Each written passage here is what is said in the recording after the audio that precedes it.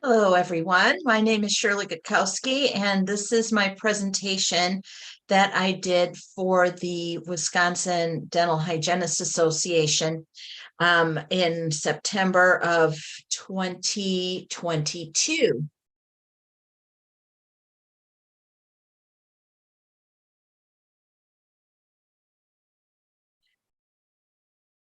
It is called Evolution, Epigenetics, and the Tinkering of Humans, How We Evolved to Where We Are Today. Primal Air is mentorship, education, training, and direct patient care to those who have orofacial myofunctional disorders that limit full-time enjoyment on this planet.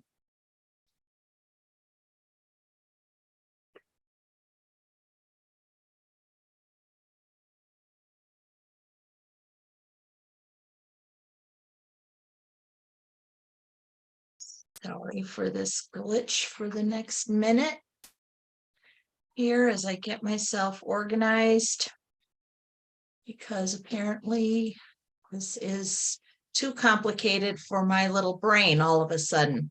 So myofunctional therapy has been around for quite some time, almost 100 years. So I don't want you to think that this is brand new information. And the reason it's here and the reason it's becoming so popular and so sought after is because of what we're going to be talking about in this presentation. I do have some patient photos here, so please don't take any stills or photos of the people in this presentation.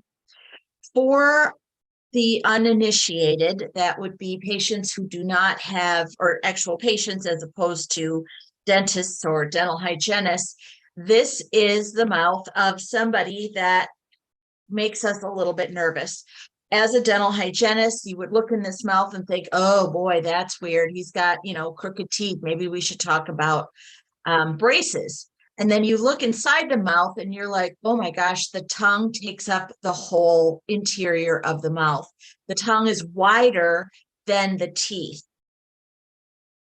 And then if you look at the palate, which we do on occasion, we will see that the palate is very high and vaulted and narrow.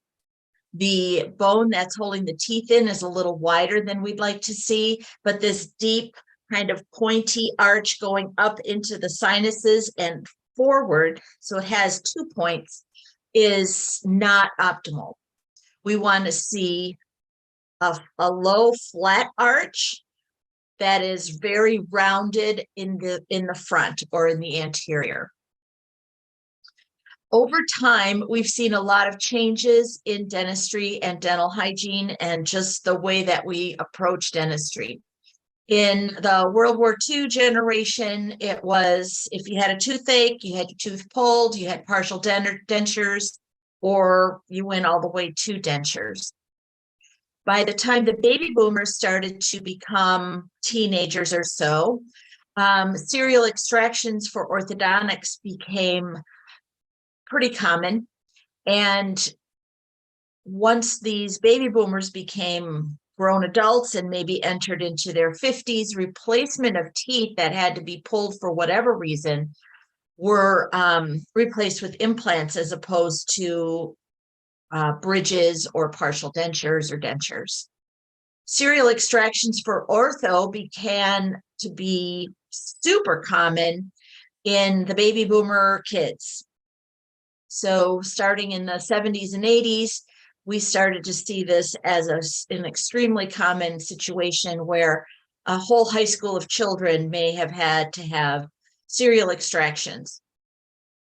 Then we started to see food really change. Now, food started to change way before the World War II generation, but by the time these Gen Xers and everybody came along, chewing food was almost optional.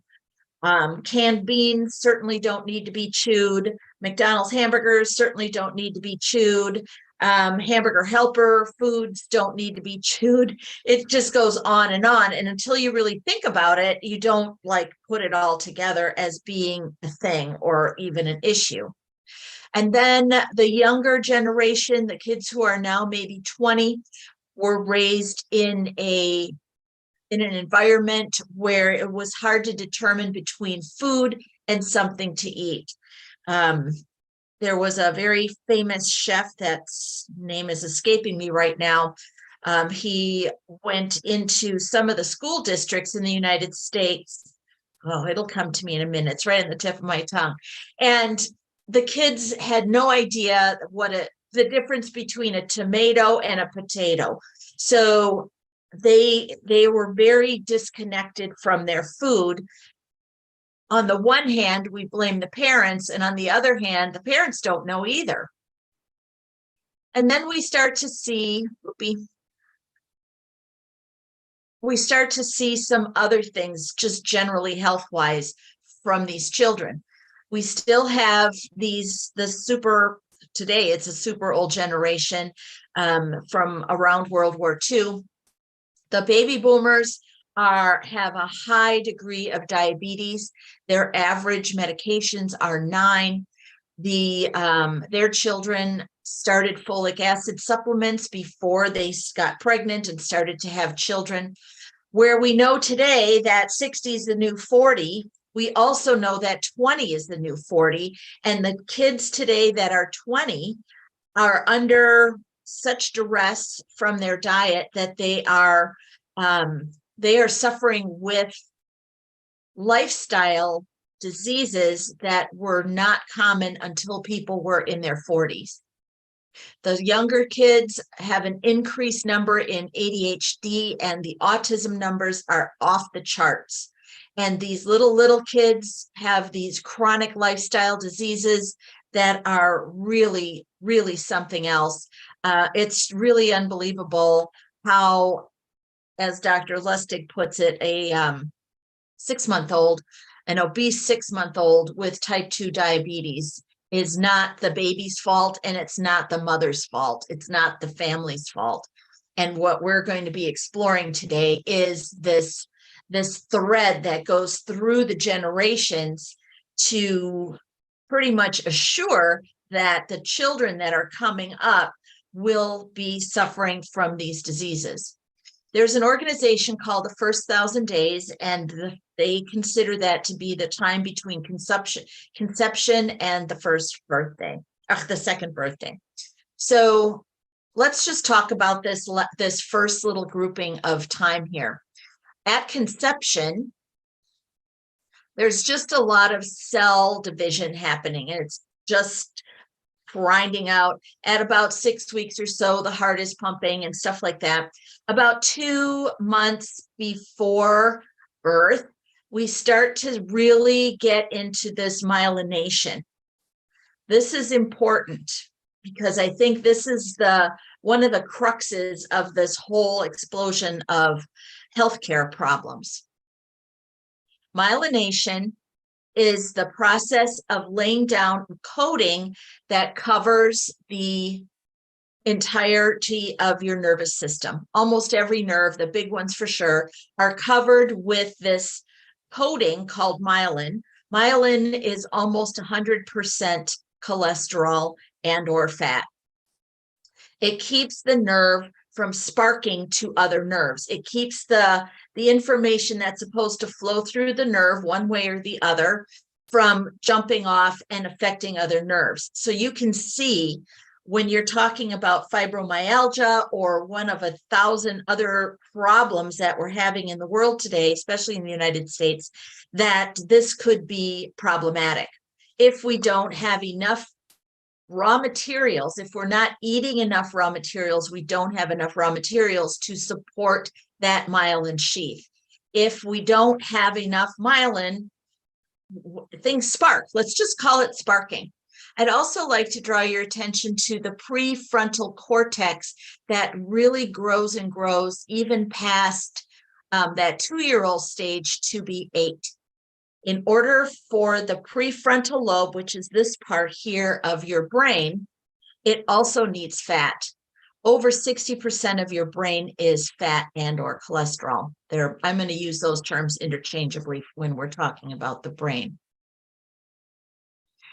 The importance of it still growing into and up to that 8th year of life is because of the oxygenation that needs to take place in order to support good brain health.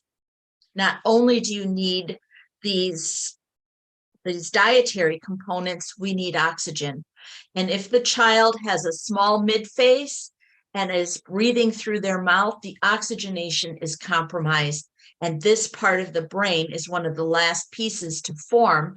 And that's the part of the brain that holds executive function.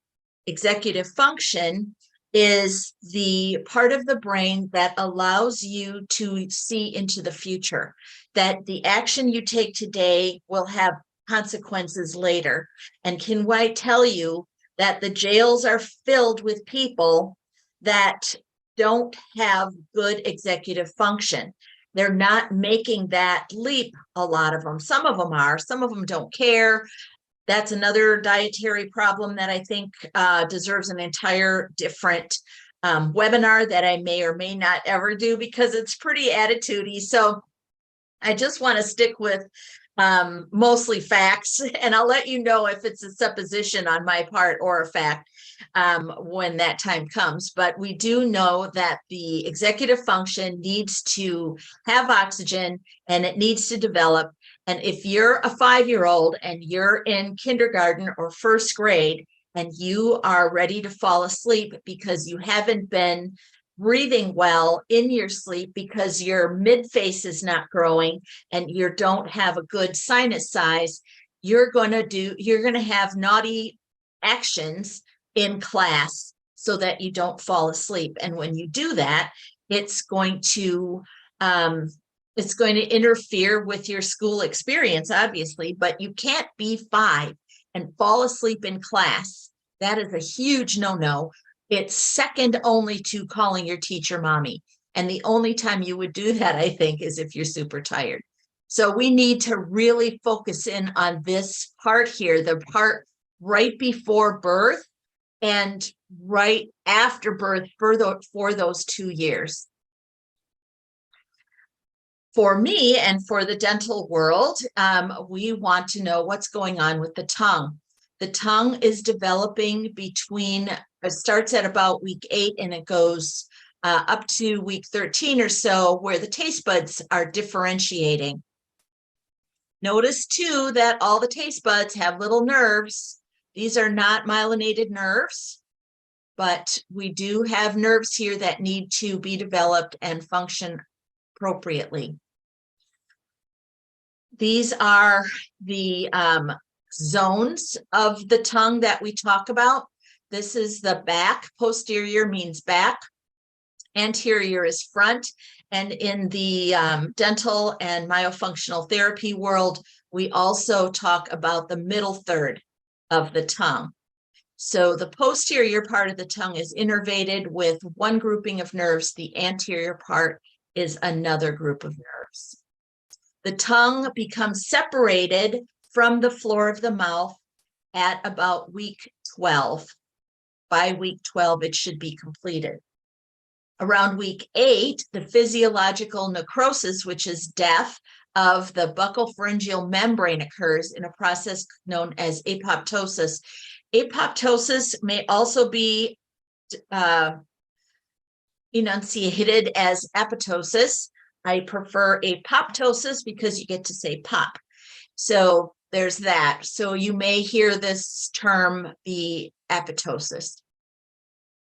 So this cell death, this programmed cell death called apoptosis, starts at the tip of the tongue and works its way back.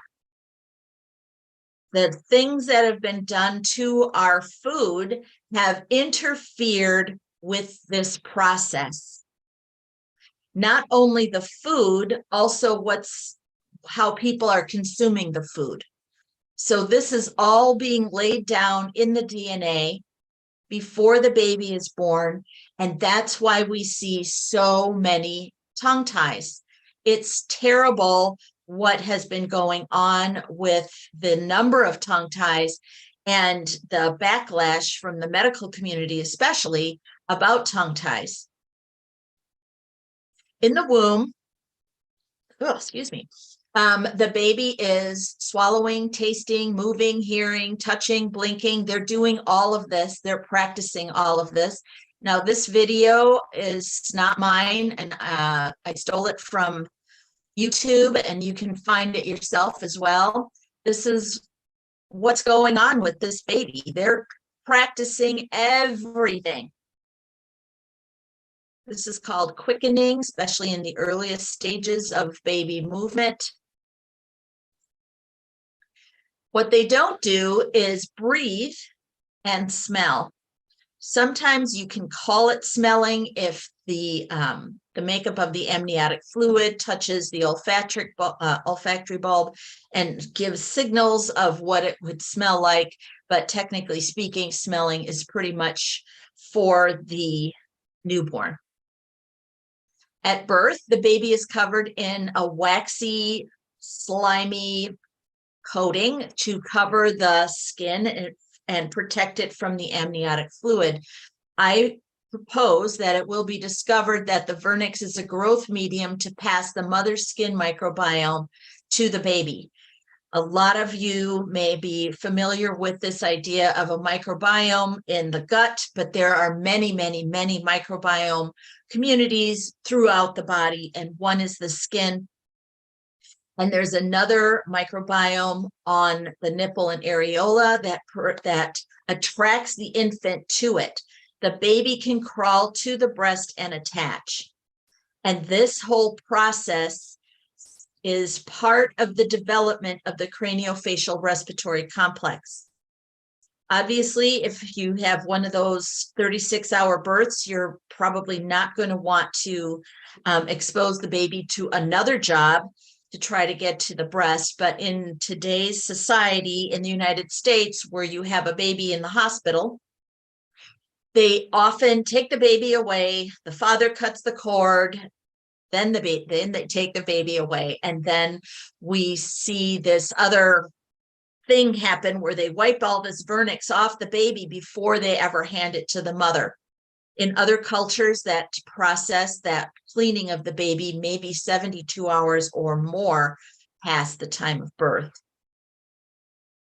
The skin-to-skin contact immediately calms the baby, helps the baby cry less.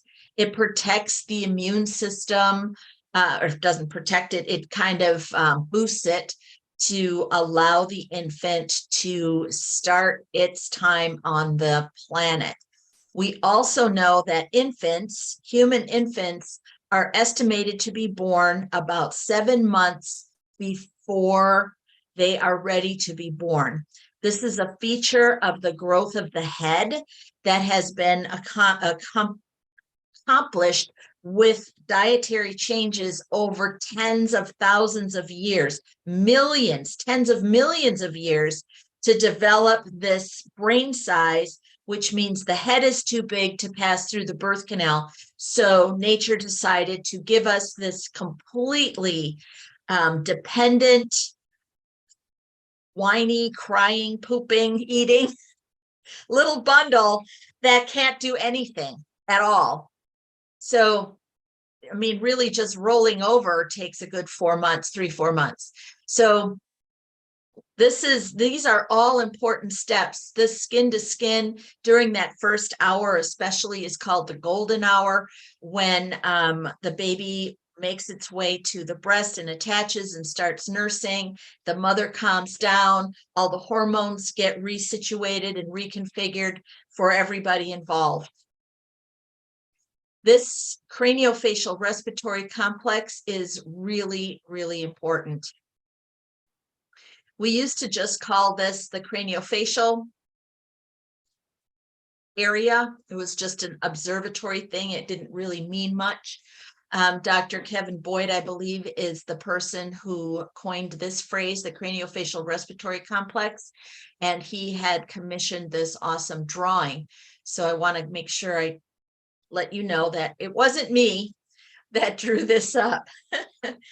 But who better than dentistry to oversee the growth and development of this craniofacial respiratory complex?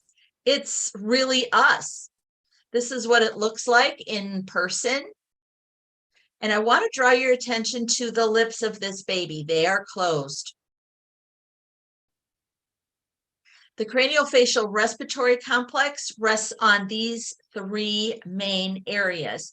The cranium, the head, grows because the brain grows, and that grows separate from the rest of the face. The face part includes the mandible, and that grows because the midface grows. And the midface contains the respiratory part of this physiological area of the head, and that grows due to tongue position. The tongue is to be on the roof of the mouth. There are three occlusions that Dr. Boyd points out. I'm going to be referring to him a number of times. He points out that the three occlusions are the teeth together. In an infant, obviously, that's premature. The tongue to the roof of the mouth, occluding the airway so that you can't breathe through the mouth, and the lips need to be together. Those lips need to also be occluded. Occlusion means together, closed. And we're so conditioned now to be looking at babies with their mouths open that it doesn't occur to us that that's a problem. And it's a huge problem. If the tongue is low, it never develops that facial part. It never really works to open that airway or develop the airway, the respiratory component. Dr. Weston A. Price found similar things in his travels across the globe. He had a dental practice in Ohio, I believe, and he noticed that people that immigrated all had wide arches, and his patients who immigrated had wide arches, and they had plenty of room for all of their teeth, and they never had any dental problems. But once they came here to the United States and they started a family, their children, who were then raised on this Western diet, the American diet, and all the shenanigans that we've done to the food around here. And he found that the children of these immigrants started to have crowding, they started to have dental disease, and the children of those children, so the grandchildren of the immigrants, had the worst dental health. And he decided that it was worth it for him to figure out what the heck was happening. And he sold everything and he went on this worldwide tour to figure out what was happening. And what he found was that sequestered communities that were not exposed to what he called the Western diet or the diet of commerce had perfectly perfect teeth, just like these photos here. And once the westernized kind of foods came around, these people started to have decay almost immediately, and the first generation exposed to that westernized diet also had poor dental health. He wrote this book, Nutrition and Physical Degradation, that was published in 1939, which was right around the time of World War II. And we all know that World War II was a turning point. A lot of things happened during that time, and a lot of things happened because of that time, and everything was different after that time. So there's that. What he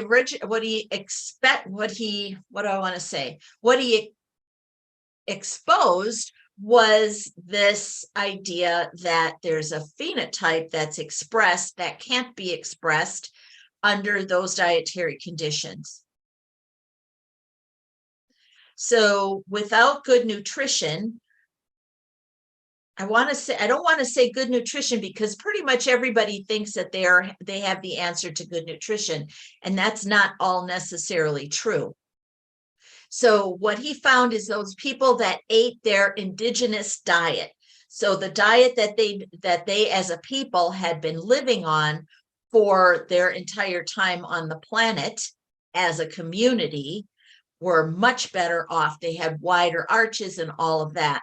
So consider the tribes near the equator compared to the tribes near the North Pole, the Inuits and the Eskimos and Greenland and all of that. Those places had people that did not eat even close to the same diet as those people that were near the equator.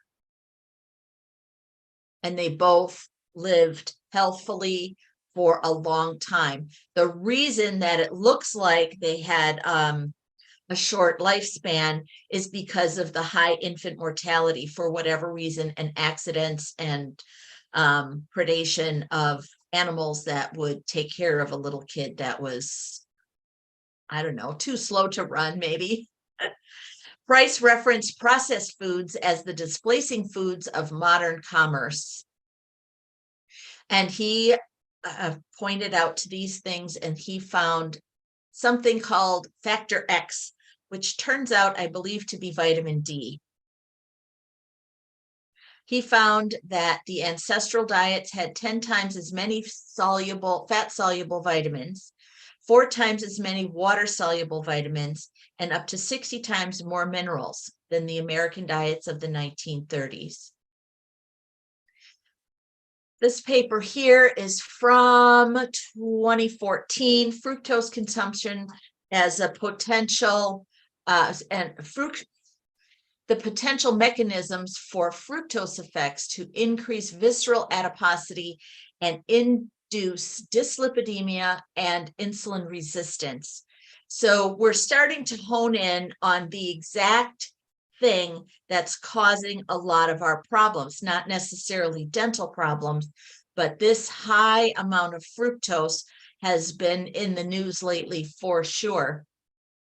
Dr. Perlmutter wrote a book recently about uric acid. I'm sorry, I can't come up with the title of that right now, but you can easily find any book written by him by going to Google. And he is pointing out that fructose is converts into uric acid. And uric acid is part of the metabolic mayhem that we've been suffering in the United States, and it's been so costly. Dr. Richard Johnson wrote this book this year. Oh, look at that, with a foreword by David Perlmutter, MD. And he was the first person that I know about who wrote about uricase. So it was before this book. Uricase is an enzyme that helped to break down uric acid in the human body. And that was necessary when we ate a lot of fruit. And we lost that enzyme over 10,000 years ago. So now that we are eating so much fruit and condensed fructose, we are in a situation where things are problematic. Let's just leave it like that. So imagine, 10,000 years ago is another watershed kind of a time, because that was when farming started and our diet shifted from hunting and gathering into this time where we were living together communally. We didn't travel. We had to get along with our neighbors, or else wars started, all of that kind of thing.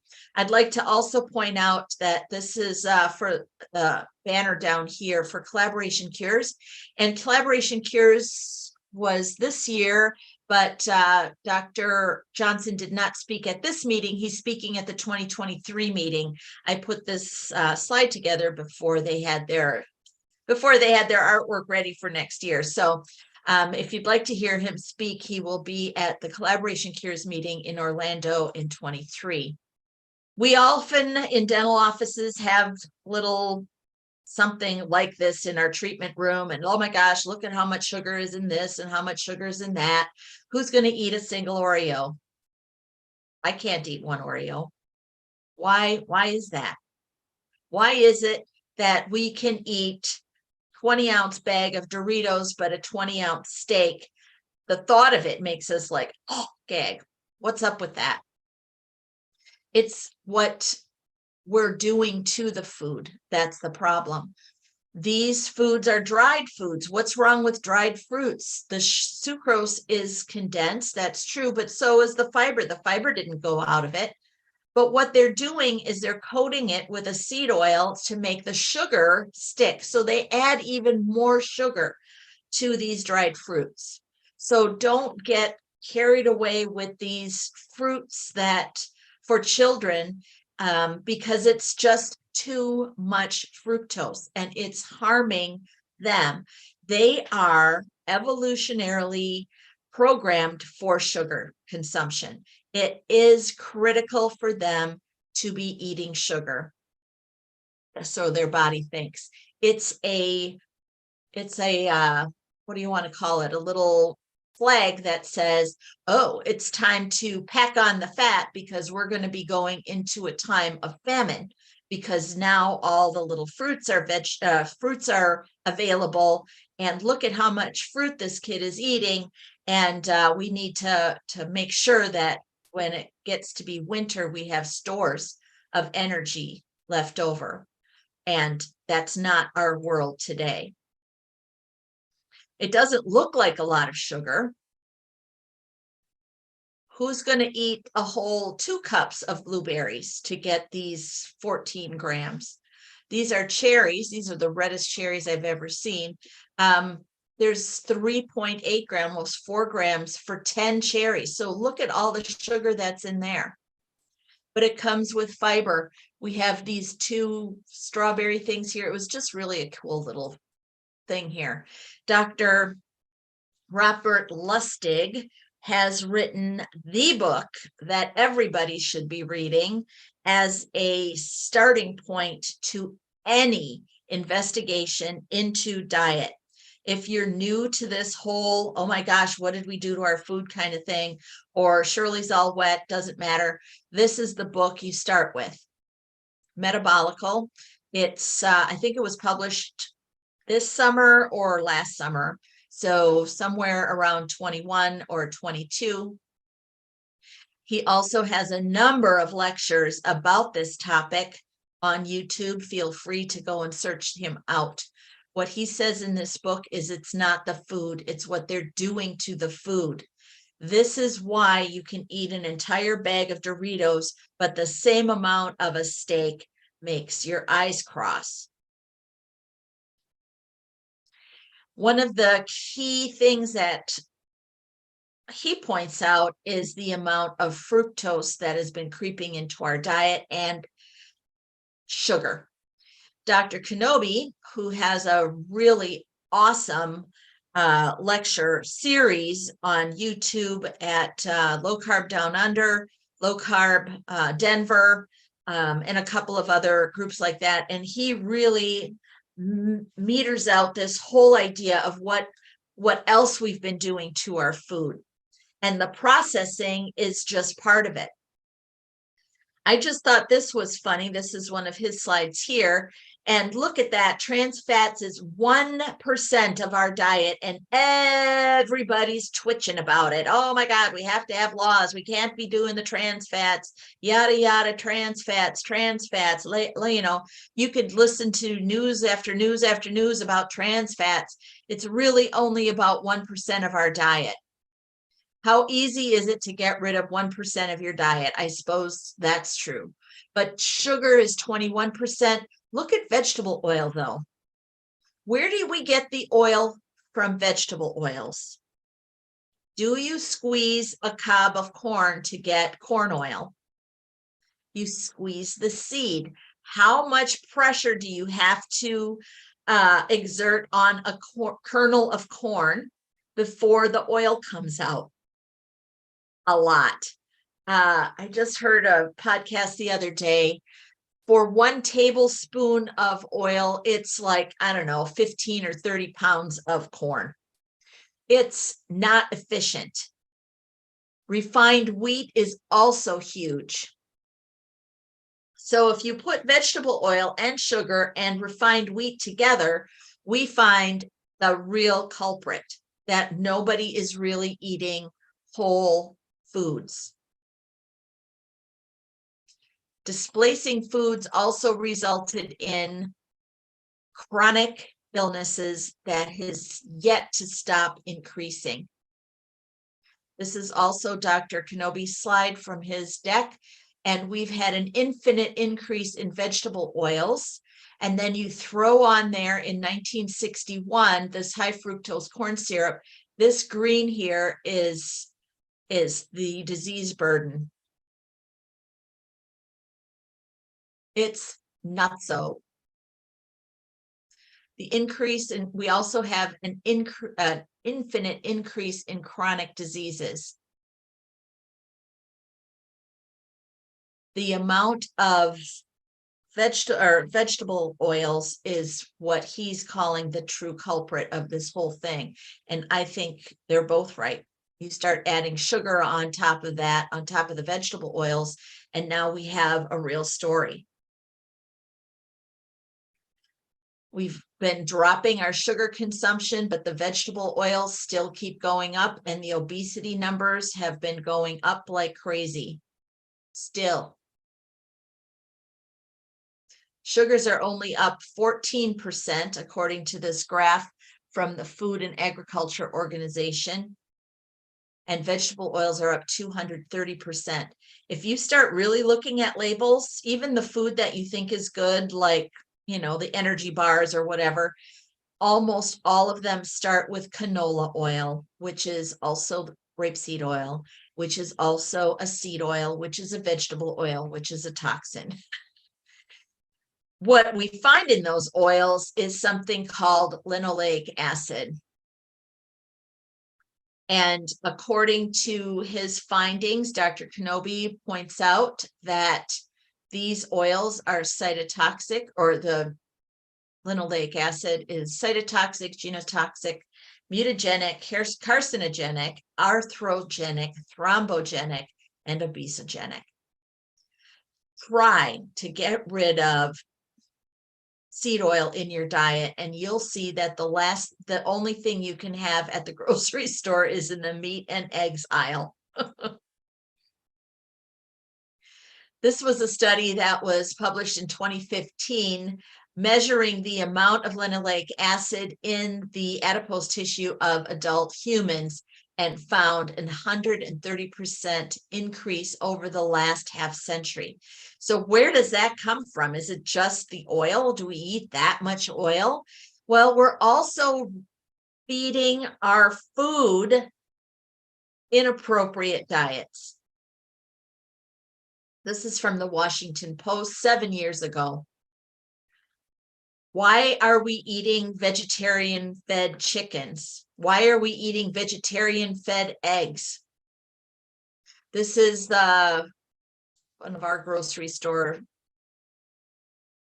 brands. Vegetarian-fed diets, right on the label. Woohoo! No antibiotics ever. Did you know that it's illegal to feed chickens antibiotics? So yeah, so we call this greenwashing. Putting these things on the label that really have nothing to do with what's real, what's really happening.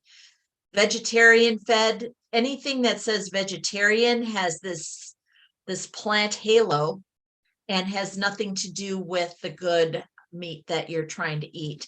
Taking the skin off of a chicken is a crime against nature. It's hilarious. My mother commented, it was a long time ago. It was after we've been stripping chickens of their skin for a long time in an effort to avoid fat. And she saw this commercial for Hellmann's. Sorry, this isn't the actual commercials, but it was a Hellmann's commercial to make your chicken breast more tender.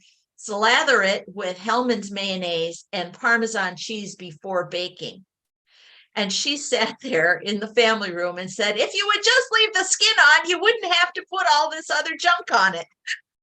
And it's just so true. And it's so hilarious how we have been led to believe that it's good to take the skin off, and good to put a seed oil based mayonnaise with factory made cheese on the chicken breast instead, and then eat that because it's delicious. And it is. I'm not saying it doesn't taste good, but come on.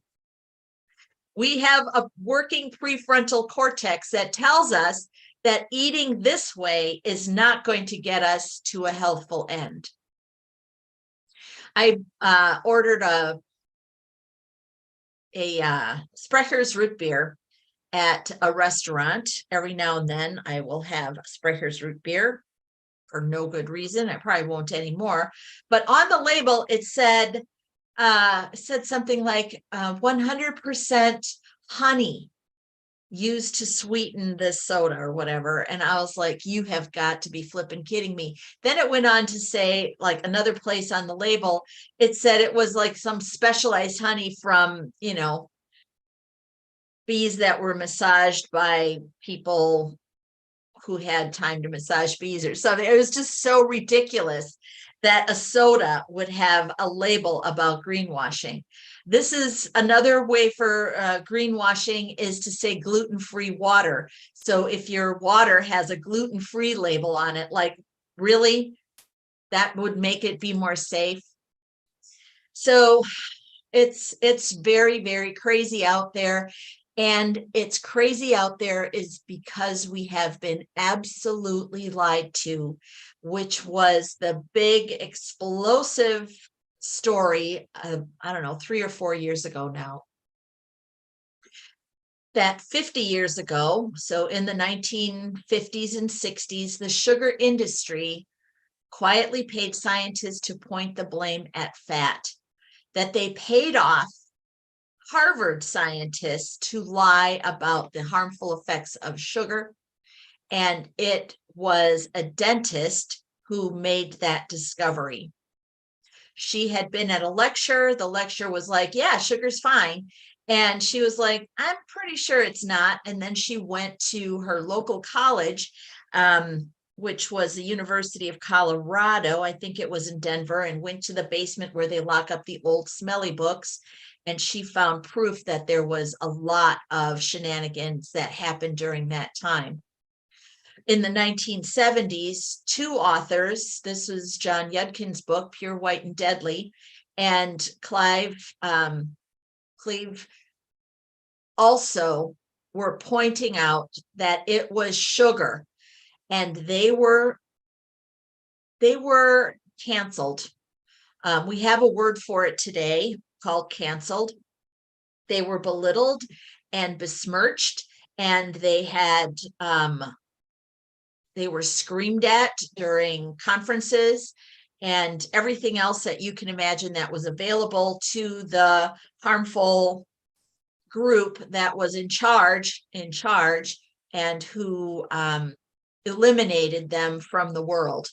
And so I don't want to say how they died. I don't think either of them are still alive. They were fully formed college professors by the time the 1970s rolled around. So that was quite a while, 40 years ago. So it was a crazy, crazy time. And they were right. And all of the fat deniers were wrong. They were really, really wrong. And if you start putting lines together, and, you know, when sugar came in, when this oil and that oil, just like Dr. Kenobi did on his presentation, you can see all of that happening. You can just see it happening. We have to look backwards in order to look forward. We need fat. We need fat for every system in our body. Every cell wall is a bilipid layer of animal fat. If there is too much plant fat incorporated into the diet, the body uses the plant fat to make the cell walls. The cell walls then are dysfunctional. If you remember any of your science classes, even 5th or 8th grade science, you'll know that there's a lot that happens in the cell wall. Things go in, things go out. If there are inhuman fats incorporated into that cell wall, that whole system goes south. It goes right to the toilet. So eat your butter. For me, as a healthcare provider, that is the first thing that I ask my patients to do. I'm not a nutritionist, so I don't want to spend a lot of time going over their nutrition, but it seems to me that butter is the easiest thing to incorporate into the diet. And yes, let's get it. I want to also let you know to read the ingredient list on your butter. The no salt butter doesn't have salt, but it has like 4 other ingredients that you need to make butter refrigerator stable. So just eat the salted butter, because it's all about the insulin. Insulin is a storage hormone that tells your body what to do with energy. And when you eat energy that is not appropriate for the human function, then it puts it away carefully into the fat cells. This is why fasting is helpful. But when you fast and you start dissolving your fat cells, you may have, kind of a reaction to everything that's coming out of those fat cells. That sounds scary, but really it's manageable by most people. Probably 98%, that's a total guess, but it's not like you're going to be in bed for 6 weeks after doing a couple of fasts in a month.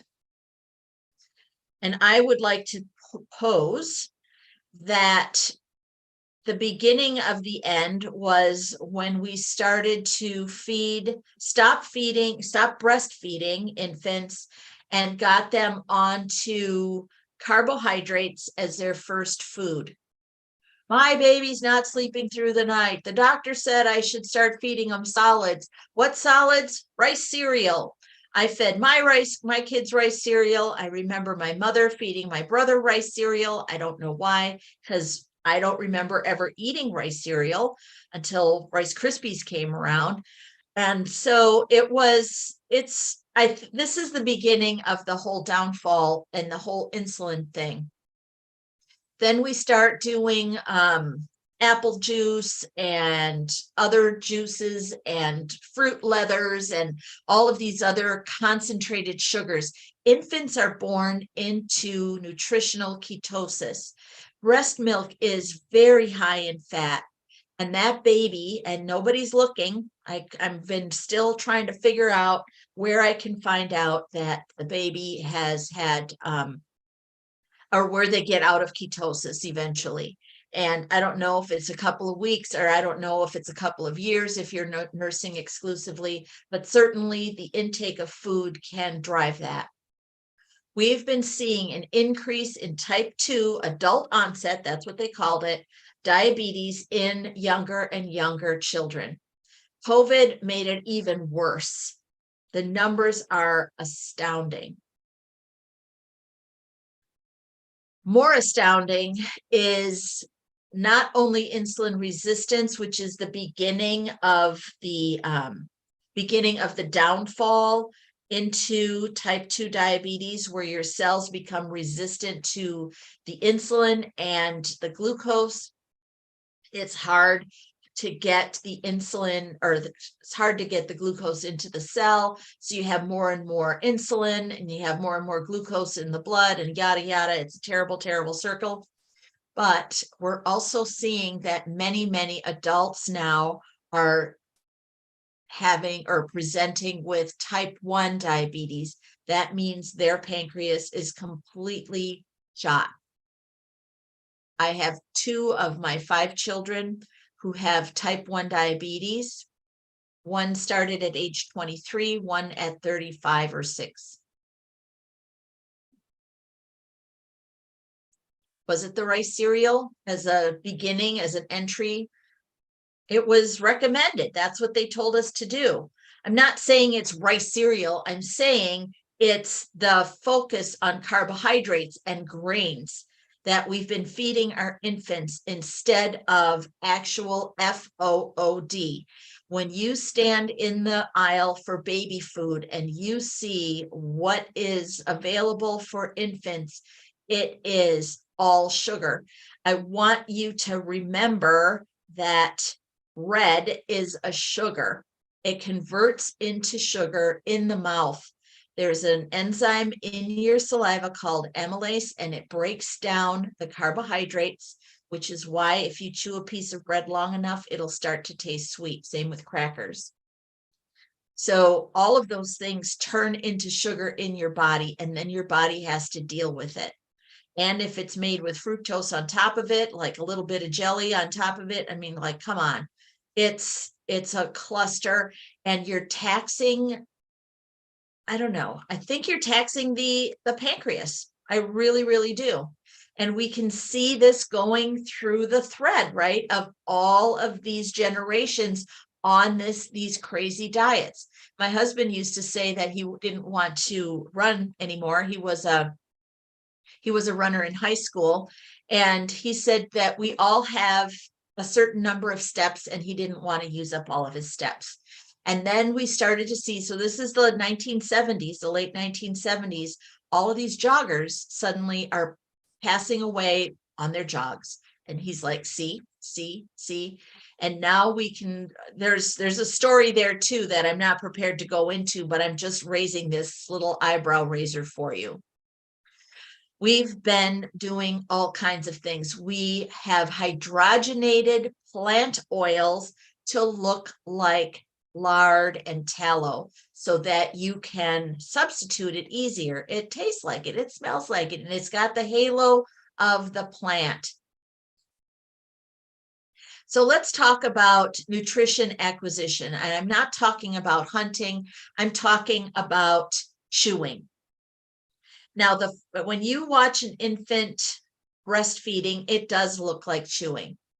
Breastfeeding is the foundation of oral and overall health, and it's the breast too, not just the milk. We've been able to separate the milk from the breast because there's an industrial benefit to do so. They take the breast milk, they take it all apart, they figure out the components, then they put it back together. Oh, wait. The babies are throwing up, they're having problems digesting, they're pooping or they're not pooping or whatever. And so now we've got soy milk, and now we've got this other kind of milk, and then we've got this other thing. And so they're just trying all of these things. A human needs human milk, and it needs to come from the breast. And we have sexualized breasts to the point where people are not aware at how critical breastfeeding is. There's an intricate, powerful interaction between the mother and the infant. Let's remember that this is still a primal process, and that the mother is completely hardwired to take care of the infant, to make sure that infant matures. She has to be, because it's completely dependent on somebody else, and all it has as a defense is crying. So if the baby is crying, there's something wrong. If the mother says there's something wrong, there's something wrong. We can't just keep patting these women on the head.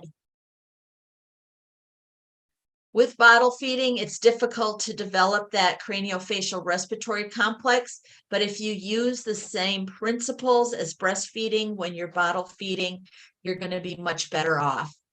There's a thing called the mother-child dyad, which is a term that is used to describe a group of two people. It's the smallest possible social group. I love these definitions. So you need to have a little bit of interaction with the infant.